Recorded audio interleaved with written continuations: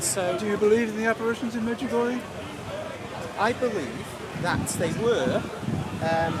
were definitely genuine at the beginning. In fact, sorry about what I'm talking to you. I'm just. I think you're coming to the line that Pope Francis is basically coming up with. They were initially, but when they started having apparitions in Milan and places like that, they probably weren't.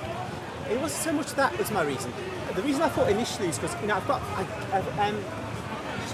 a girl I knew when I was at university. She gave me a magazine, Sunday Times magazine, which I've still got, 1985, and it told the story up to that point, to 1985. And it seemed so interesting that the very anniversary, well, the Virgin appeared first on June 25th, 1981, allegedly. She appeared the next day and said, treat this as the day that my apparitions began. Yeah. This is what the 1985 article of Sunday Times said. And, of course I didn't know at the time, but 10 years later, to the day, 26th of June, 1991, Croatia broke away from the Republic of Yugoslavia, and war broke out immediately. Yugoslavia attacked Croatia. And the one important phenomenon in the Medjugorje story was that the word mir, M-I-R, appeared in the sky in fire or light, peace in Serbo-Croat. Over Križevac. It's extremely interesting that in that part of the world, unbeknownst to us, 10 years later will break out the worst war up to the Ukraine war. Up to Ukraine. The Iran-Iraq war was pretty bad. In Europe, I mean. In Europe. Yeah. She appears right there, in the heart of that Georgia territory. was pretty bad, but you don't count that as Europe, do you, Georgia? Well, yeah, but it was actually more...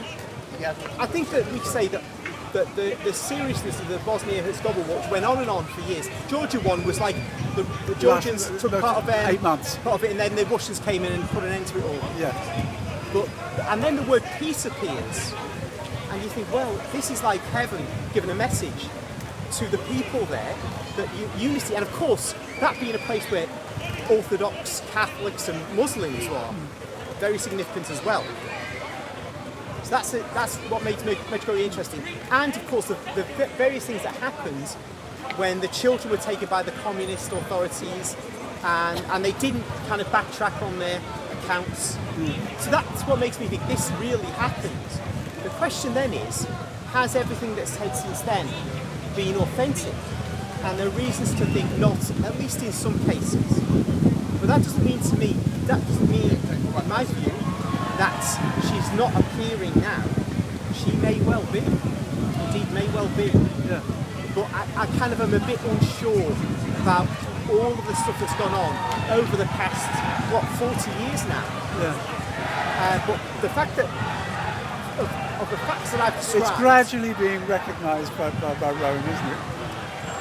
It seems to be, but Rome's very tentative because, of course, it never does so when the things are going on, does it? Fatima wasn't recognised until the mid-1930s, Yeah, and of course, the apparition has to come to an end before Rome makes a decision, yay or nay.